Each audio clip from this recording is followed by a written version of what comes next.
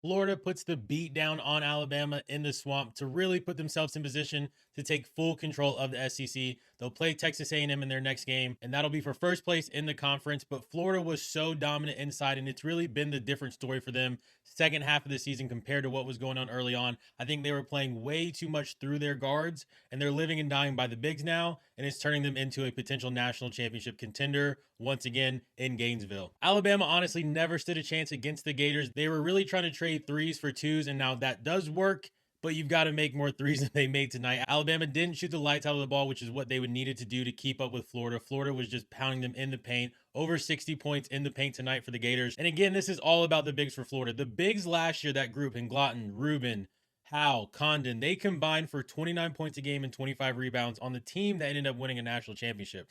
This year, they're going 48 and 32, which is a huge jump to get from the same floor players to get another. You're basically adding another NBA draft pick worth of statistics, adding a guy that's going 20 and 7. That's the bump that we've seen out of the bigs this year for Florida compared to what they were last year. I think early on in the season, they competed really well against teams like UConn, Arizona, Duke, who are all three teams that could potentially be number one seeds when we get to March. But even then, it wasn't that they were playing great brand of basketball. I think they were playing a lot through Boogie Fland, and most importantly, Xavier Lee was taking a lot of shots. The ball was not falling. He struggled again today. We've seen him get a little bit better since that Duke game. He's averaging over 13 points a game again, 50% almost from the field and 30% from three, which is not fantastic, but it's a lot better than what we saw out of them those first four games. I think the thing for Florida is to basically look at this game and pair Fland and Lee together, and then obviously get their guard play off the bench as well. You don't need them to play fantastic. If the bigs are going to do that, you need the guards to basically be serviceable on defense. Fland was terrific today. I think 8 or 9 steals Fland had today in the game against Alabama. So your guards have to defend. They have to get the bigs the ball out in transition, which they do well. The ball is constantly moving up the court. And I think if you put Lee and Fland together, they've had games like Vanderbilt. They combined for 27 points and 5 assists together.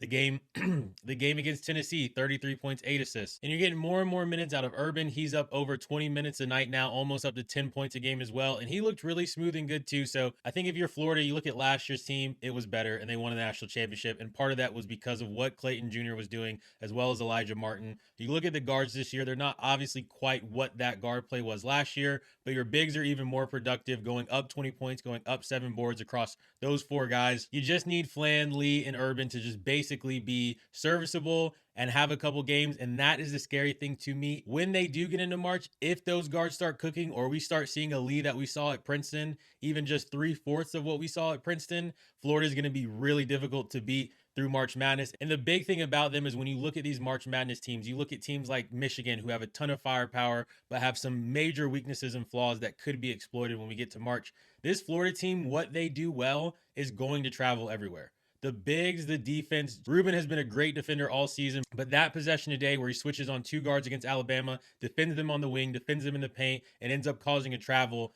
that type of stuff is what's going to travel in March. That type of stuff is not going to go anywhere based on location, based on who you're playing, or based on whether your team is hot or not. That will always be there. What can waver is the 3-point shooting ability, and teams like Alabama can sometimes struggle in March. It's 3 different weeks over 3 different venues. You can shoot well in one and not shoot well in the other. What Florida does is going to travel. Todd Golden has built the team to have success again in March. They played a really tough non-conference schedule that I think has boded them well for this SEC run, even with the SEC not being quite up to par what it was last year. Still a solid conference, still top 3 out of the Power 5s.